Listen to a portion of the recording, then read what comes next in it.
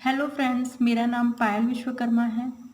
आज मैं आपके सामने बीएससी फाइनल ईयर के थर्ड पेपर एनालिसिस के एक टॉपिक सम्मिश्र संख्याएं एवं उनके ज्यामितीय निरूपण का एक प्रमेय बताने जा रही हूं, जो इस प्रकार है।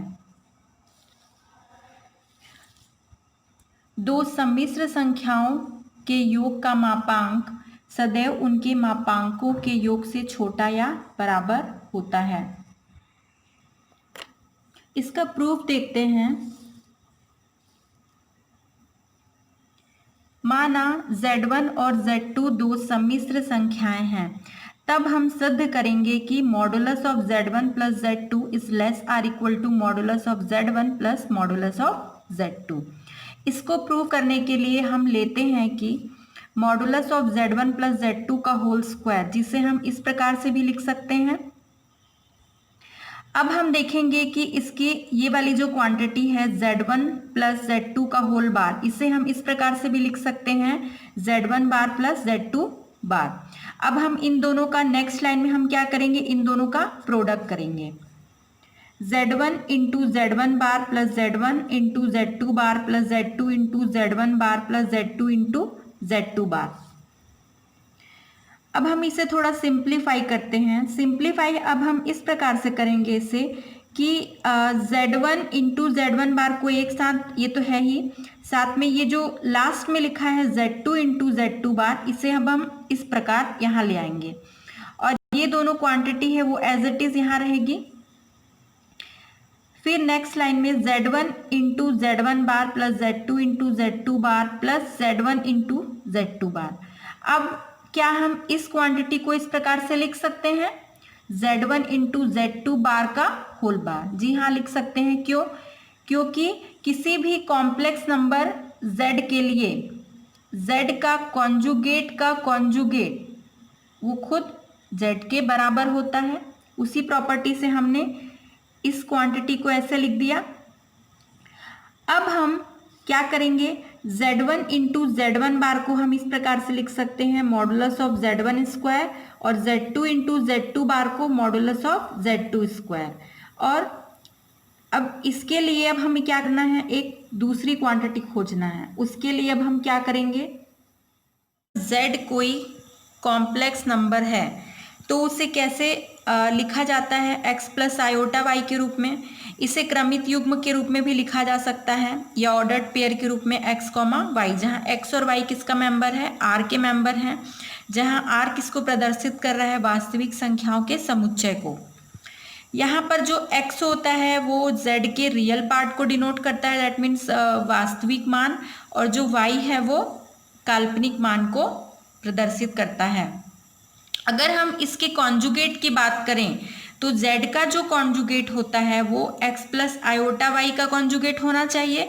तब हम कॉन्जुगेट कैसे निकालते हैं, कॉन्जुगेट निकालने का सीधा सा ट्रिक क्या है कि i के स्थान पे माइनस आई रख दिया जाए और माइनस आई के स्थान पर प्लस आई रख दिया जाए। तो x प्लस आयोटा वाई का कॉन्जुगेट क्या होगा, x माइनस आयोटा वाई। इसे हम यहाँ पर इस समय के लिए नेग्लेक्ट भी कर सकते हैं क्योंकि इसकी आवश्यकता अभी शायद उतनी नहीं है। तो हम आगे चलते हैं। z प्लस जेड का बार इक्वल्स टू क्या होगा, x plus iota y plus x minus iota y, that means 2x। ये दोनों कैंसल आउट होके क्या बनेगा, 2x। तो अब हमने पढ़ा कि x हमारा क्या है, real part of z, that means इसे हम क्या लिख सकते हैं, z प्लस जेड बार को 2 into real part of z। अगर अब आप यहाँ ध्यान से देखोगे इस वाले स्थान पे, तो यहाँ पर Z1 इंटू Z2 बार plus Z1 into Z2 bar का होल बार, ये क्वांटिटी और ये क्वांटिटी एक जैसी है। तो अगर हम जब Z plus z bar equals to 2 real part of Z लिख रहे हैं, तब हम इसके स्थान पर क्या लिखेंगे, इसको 2 into real part of Z1 into Z2 bar. That means Z1 plus Z2 square equals to modulus of Z1 square plus modulus of Z2 square plus 2 real part of Z1 into Z2 bar. अब हम क्या करेंगे यहाँ पर real part of Z1 into Z2 बार। हम जानते हैं कि x क्या है, अगर रियल पार्ट ऑफ z है तो हमेशा ही जो x होगा, x का जो मान होगा वो हमेशा ही छोटा या बराबर होगा किससे, मॉडुलस ऑफ z से। मॉडुलस ऑफ z मतलब कि रूट में x square plus y square. x क्या है, रियल पार्ट ऑफ z, और y क्या है, इमेजिनरी पार्ट ऑफ z। तो इस क्वांटिटी को यूज करेंगे कहाँ पर, यहाँ पर। तब क्या आ जाएगा, modulus of z1 plus z2 का होल स्क्वायर इक्वल्स टू, अब क्या होगा, इस इक्वल्स टू की जगह क्या आ जाएगा, ये लेस आर इक्वल्स टू, क्योंकि जब हम इस क्वांटिटी को यहाँ पर यूज करेंगे तब ये क्वांटिटी क्या होगी, less or equal to that terms. Means modulus of z1 plus z2 का whole square is less or equal to modulus of z1 square plus modulus of z2 square plus 2 times of modulus of z1 into z2 bar.